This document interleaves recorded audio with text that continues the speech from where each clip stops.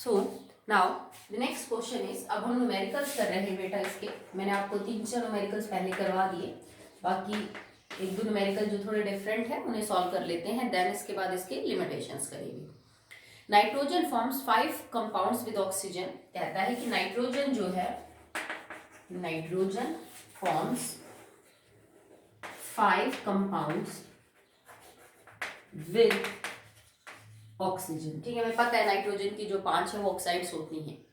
In which 1 gram of nitrogen combines with, और ये क्या कहता है कि जो 5 ऑक्साइड आपके पास है, इसने फॉर्मूला वगैरह कुछ भी नहीं दिया, कुछ बताया भी नहीं आपसे। आप मान लीजिए उनको ABC है, ABCD और E, ये 5 कंपाउंड है नाइट्रोजन के ऑक्सीजन के साथ। ठीक है, हर केस के अंदर आपने जब 1-1 ग्राम नाइट्रोजन का चेक किया तो उसके साथ जो ऑक्सीजन का अमाउंट है वो लिख रखा है इन्होंने, दैट इज 0.572 ग्राम में है बेटा सब। सेकेंड केस में इट इज 1.14, थर्ड में it is 1.73, next it is 2.28 and last one is 2.85 ग्राम। ठीक है, तो सबके अंदर आपको अमाउंट दे दिया ऑक्सीजन का। क्या कहता है, अगर मैं 1 ग्राम ईच, ठीक है, नाइट्रोजन के ऑक्साइड को चेक करूं, अगर आपने 1 gram of nitrogen, sorry nitrogen oxide नहीं, 1 ग्राम नाइट्रोजन, अगर ये जो 5 ऑक्साइड्स हैं नाइट्रोजन की, इनके अंदर आप 1-1 नाइट्रोजन का डाटा चेक करो, 1-1 ग्राम नाइट्रोजन का, तो उसके साथ जो ऑक्सीजन कंबाइन करती है वो आपको दे रखी है। इस कंपाउंड में 1 ग्राम नाइट्रोजन के साथ इतने ग्राम ऑक्सीजन कंबाइन करती है, इसमें 1 ग्राम के साथ इतने ग्राम ऑक्सीजन कंबाइन करती है, इसमें 1 के साथ इतनी, इसमें 1 के साथ इतनी और इसमें 1 के साथ इतनी। और आपसे ये कह रहा है कि जो नाइट्रोजन के 5 कंपाउंड बने हैं ऑक्सीजन के साथ, क्या ये लॉ ऑफ मल्टीपल प्रोपोर्शन को फॉलो करते हैं या फिर नहीं करते हैं, इस बात को प्रूव करिए। तो देखो यहाँ पे तो आपको अमाउंट भी बराबर नहीं करना पड़ा किसी एक एलिमेंट का, क्योंकि उसने ऑलरेडी दे रखा है कि जो नाइट्रोजन है वो हर केस में कितनी है, 1 ग्राम है। इसका मतलब मास बैलेंस करने वाला जो आपका स्टेप था वो तो आपको करना ही नहीं पड़ा। अब आपको प्रूफ क्या करना है, अगर नाइट्रोजन का मास बैलेंस है तो आप इन सब के बीच में रेशियो निकाल लो, this ratio, this ratio, this ratio, this, इन सब के बीच में आपको सॉल्व ये करना है, A ratio, B ratio, C ratio, D ratio, E, और जो आपका आंसर आएगा वो आपका एक सिंपल नंबर आएगा। ठीक है, it can be 1 ratio 2 ratio 3 ratio 4 ratio 5। ठीक है, इस तरह से आपका जो रेशियो है वो सारा सिंपल आएगा, बस आपको यही बात जो है वो प्रूव करनी है। ठीक है, चलिए नेक्स्ट देखिए, if a certain oxide of nitrogen weighing 0.6 ग्राम। अगला क्वेश्चन है बेटा कि नाइट्रोजन की कोई ऑक्साइड है, नहीं पता कौन सी है, 5 में से कोई भी हो सकती है, पर उसका वजन दे रखा है 0.11 ग्राम। नाइट्रोजन ऑक्साइड जिसका वजन है 0.11 ग्राम, ठीक है, गिव्स 56 ml ऑफ नाइट्रोजन। ये अगर आप इसको चेक करो, इसको तोड़ो, तो आप इससे 56 ml जो है वो नाइट्रोजन गैस ले सकते हो। एसटीपी कंडीशन आपको दी मिलेगी। ओके, एसटीपी कंडीशन पे नाइट्रोजन की कोई ऑक्साइड है मेरे पास जिसका वजन 0.11 ग्राम है, और उसमें से 56 ml नाइट्रोजन जो है हम बाहर निकाल सकते हैं, तो बचा हुआ क्या रह गया, ऑक्सीजन। ठीक है, another oxide of nitrogen weighing 0.15 ग्राम। अब कोई दूसरी ऑक्साइड है, अनदर नाइट्रोजन ऑक्साइड, उसका जो वजन दे रखा है that is 0.15 gram. Okay, and it gives the same volume of nitrogen, और ये भी सेम वॉल्यूम का मतलब ये भी कितनी देती है बेटा, एसटीपी पे ये भी 56 ml क्या बाहर देती है, नाइट्रोजन बाहर देती है। Show that these result supports the law of multiple proportion. अब इसने देखो, हम usually law of multiple proportion में मासेस की बात कर रहे हैं, और इसने यहाँ पे वॉल्यूम दे दिया, तो कोई प्रॉब्लम नहीं है, हमें छोटा सा मोल कॉन्सेप्ट यूज करना है यहाँ पे, क्योंकि इसने यहाँ पे कंडीशन दी है कि ये सब कुछ जो है ना वो एसटीपी कंडीशन पे हो रहा है, और एसटीपी कंडीशन पे मोल की डेफिनेशन क्या कहती है कि किसी भी गैस का 22.4 लीटर वॉल्यूम ऑक्यूपाई होगी उसके 1 मोल के through.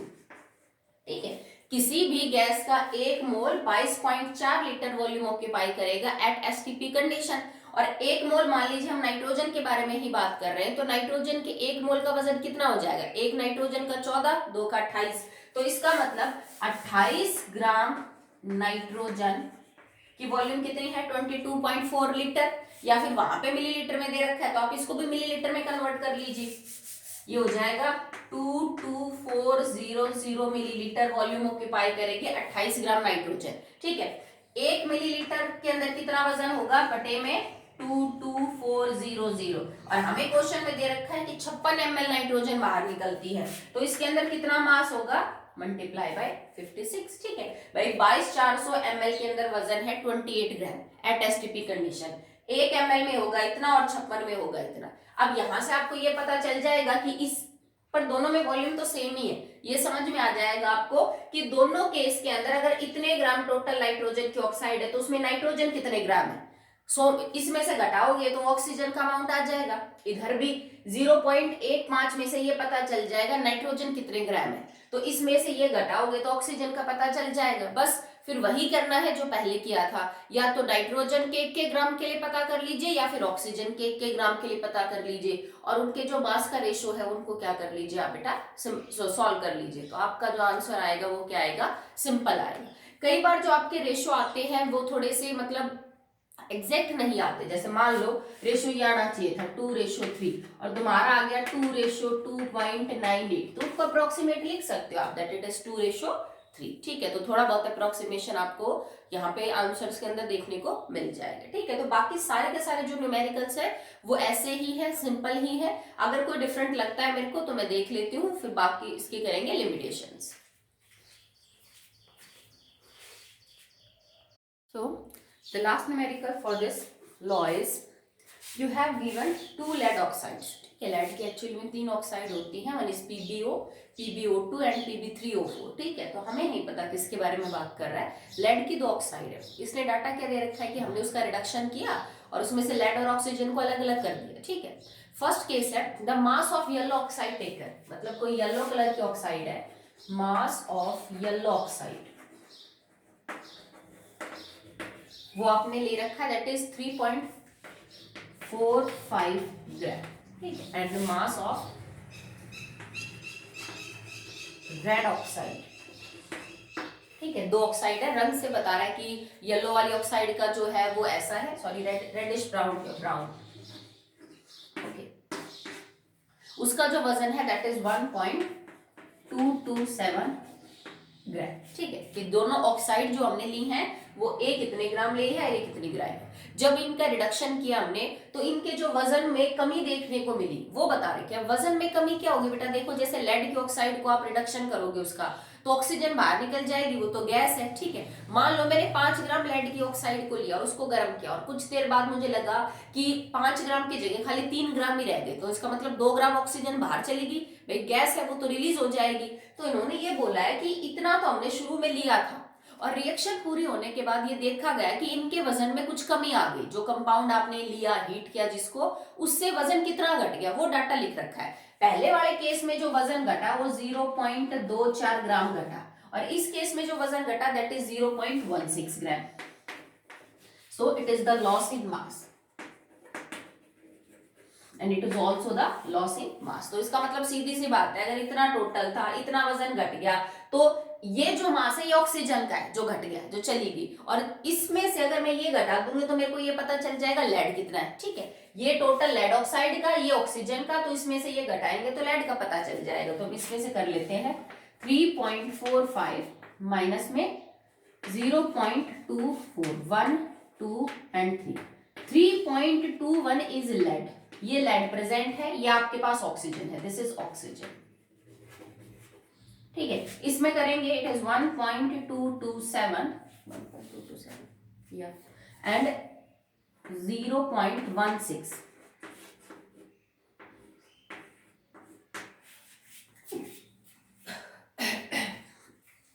It is 1.067 gram lead.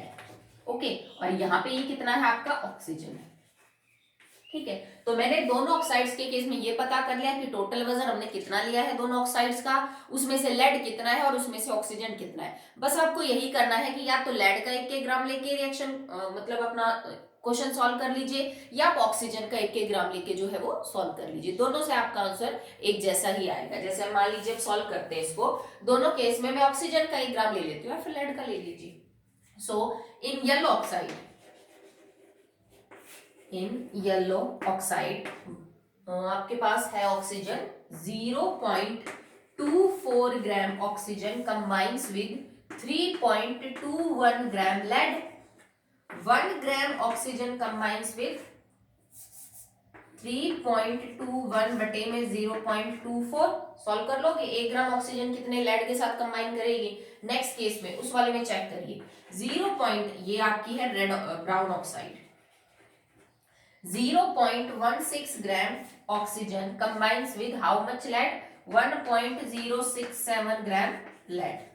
Okay, now 1 gram oxygen will combines with divided by 0.16 gram. Okay, आप इन दोनों को सॉल्व कर लेंगे. मान लीजिए आपका x ये आता है x और ये y, then you have to find the ratio between x and y. That ratio will be a simple ratio depending upon आपने कौन से टर्म ऊपर नीचे लिखे. Either it is 2:1 or it is 1:2.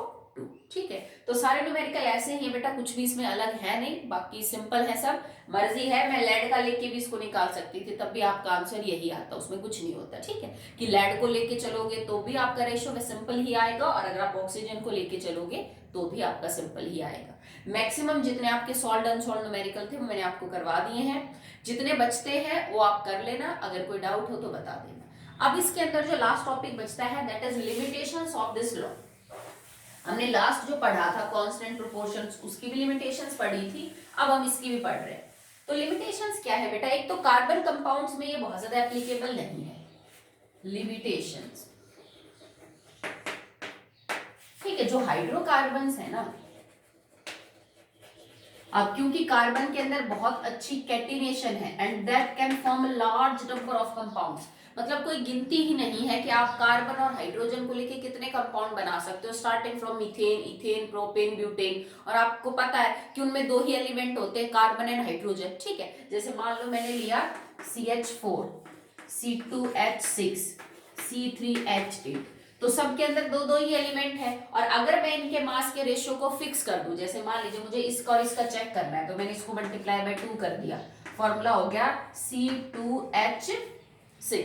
ठीक है, और कंपाउंड आप बनाते चलेंगे. तो क्योंकि कार्बन के केस में ये जो ब्रांचिंग है, आइसोमेरिज्म है, ये सब देखने को मिलता है, तो इन केस में आपका जो रेशियो होगा वो सिंपल हो, ये कोई जरूरी नहीं.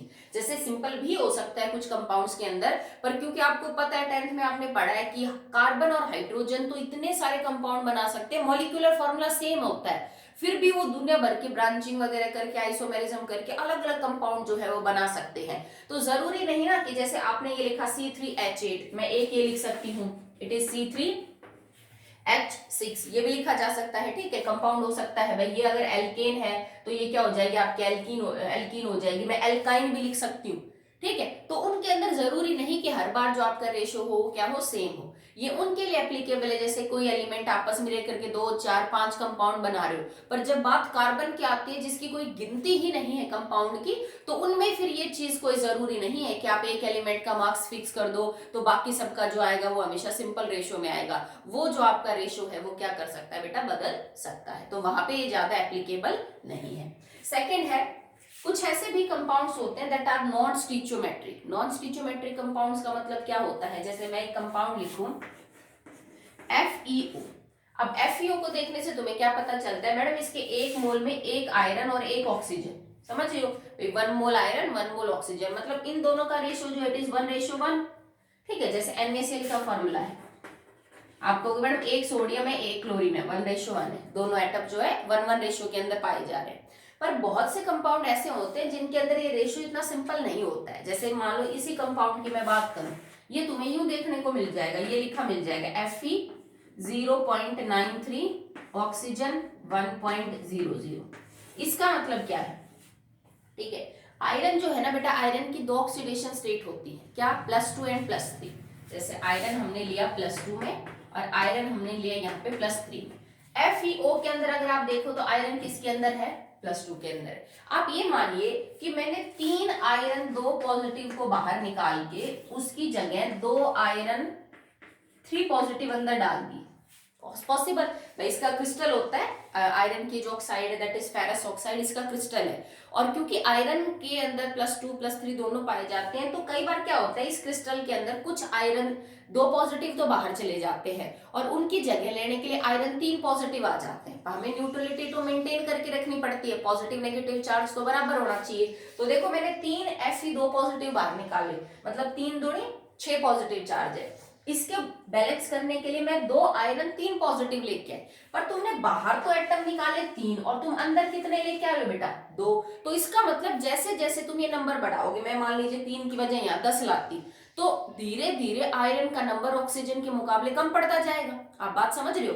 जैसे मान लो कि इस कंपाउंड में 1 चलो मैं इसको परसेंटेज में कन्वर्ट कर देती हूँ, आप इसको यूं लिख सकते हो Fe93 और ऑक्सीजन 100, सेम बात है। मतलब ऑक्सीजन के 100 एटम है और आयरन के तो खाली 93 है। आयरन के जो एटम है वो कम पड़ गए 7 as compared to the oxygen. अगर इसके भी 100 और इसके भी 100 होते तो हम 1:1 लिखते, अगर इसके भी 5 और इसके भी 5 होते तो हम 1:1 लिखते। पर कई सारे कंपाउंड ऐसे होते हैं जिन एलिमेंट्स में एक से ज्यादा ऑक्सीडेशन स्टेट दिखाने की टेंडेंसी है, वो अपनी ऑक्सीडेशन स्टेट को बदलते वक्त अब उनके एटम कुछ कम पड़ जाते हैं। ठीक है, अगर तुम 3 पॉजिटिव को अंदर लाओगे और 2 पॉजिटिव को बाहर निकालोगे तो चार्ज बैलेंस करने के लिए तुम्हें 3 पॉजिटिव कम लाने पड़ेंगे। यूं थोड़ा ना कि 2 इसको बाहर भेज दो मैडम 2 ही ये ले आती हूँ, फिर तो चार्ज ज्यादा हो जाएगा। अगर मैं 2 पॉजिटिव को बाहर करूँ, इसकी जगह मैं 2 Fe3 पॉजिटिव ले आऊं, तो तुम चार्ज तो 4 पॉजिटिव बाहर कर रहे हो, ला रहे हो 6 पॉजिटिव, तुम्हारे कंपाउंड पे तो पॉजिटिव चार्ज आ जाएगा। ठीक है, तो नॉन स्टीरियोमेट्रिक कंपाउंड्स कब बनते हैं? जब आपके एलिमेंट के अंदर ये गुण हो कि वो एक से ज्यादा ऑक्सीडेशन स्टेट दिखाए, और जब वो ऐसा करे तो एक्चुअली में उसके कुछ एटम बाकी जो दूसरा एलिमेंट है उसके मुकाबले में कम पड़ जाते हैं, और अब इनकी जो स्टीरियोमेट्री है दैट इज नॉट सिंपल। तो ये रेशो तो सिंपल नहीं है ना, 0.9 3 and 1, इसको तो हम सिंपल नहीं बोल सकते हैं। तो ऐसा कई सारे एलिमेंट्स करते हैं, स्पेशली जो डी ब्लॉक के एलिमेंट होते हैं। आपको ध्यान होगा ग्रुप नंबर 3 से ग्रुप नंबर 12 तक जो एलिमेंट्स हैं, जो आपको याद है, अपनी पूरी पीरियोडिक टेबल याद कर रखी है, तो ग्रुप नंबर 3 से ग्रुप नंबर 12 के जो एलिमेंट्स हैं जिन्हें हम डी ब्लॉक एलिमेंट्स बोलते हैं, उनके अंदर ये गुण पाया जाता है कि वो ऐसा करते हैं। जैसे निकेल ऐसा कर सकता है, मैग्नीज ऐसा कर सकता है, आयरन ऐसा कर सकता है। ठीक है, तो यहाँ तक हमने कंप्लीट किया है law of multiple proportion and it's limitation. Next video में हम बात करेंगे about law of reciprocal proportion. Okay बेटा।